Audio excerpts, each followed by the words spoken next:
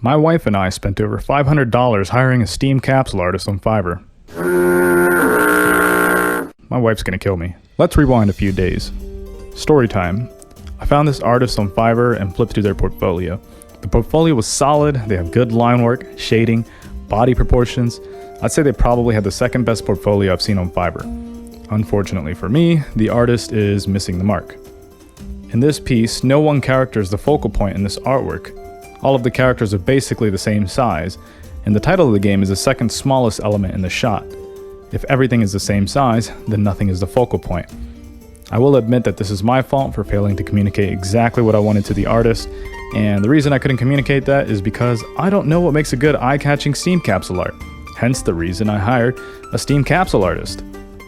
My expectation was that the Steam capsule artist would know how to do that, know how to frame things, to draw the viewer's attention to a specific point. Artists are like computers. They can do anything, but you need to be able to communicate exactly what it is you're looking for. You can have multiple characters in a Steam capsule art like Risk of Rain 2. You'll notice that all 4 characters combined are smaller than the logo.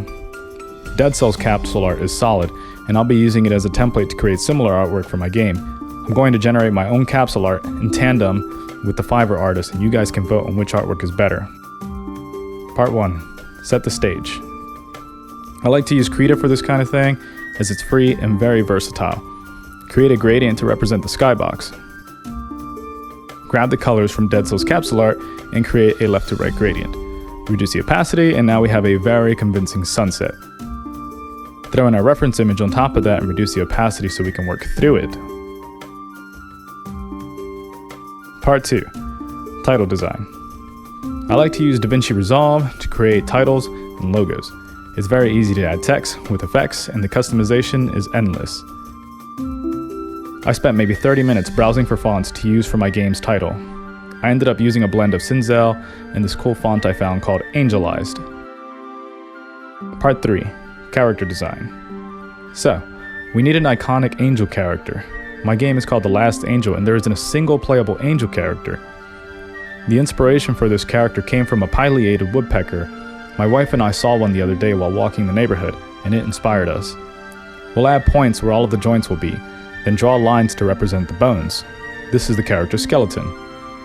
I had to pull the drawing tablet off the bench for the line work. A drawing tablet with some stabilization goes a long way. And so the sketching begins. It's a little too detailed for a sketch, and I definitely spent too much time on this. I'm going to have to repose this character multiple times, so I'm not going to worry too much about the hands at this stage.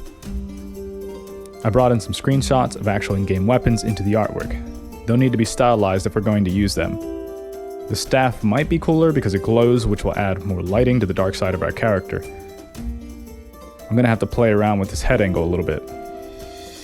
That's all I had time for yesterday. I definitely spent more time making this video than I did the artwork. Let me know in the comments if you think this art project is worth continuing, or maybe I leave the fate of my Steam capsule art in the hands of a Fiverr artist. Thanks for watching.